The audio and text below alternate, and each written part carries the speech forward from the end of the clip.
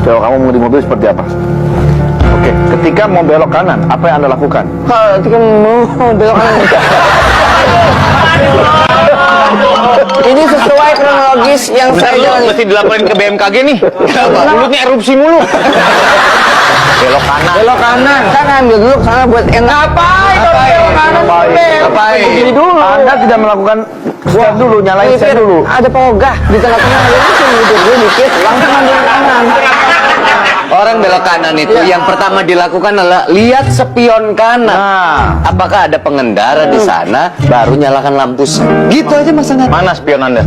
Oke, itu kesalahan saya mungkin. Jadi pas lagi mau belok gini, wah nggak kelihatan nih yang bagian belakangnya. Akhirnya saya memberanikan diri untuk resiko apapun, dan terjadilah itu.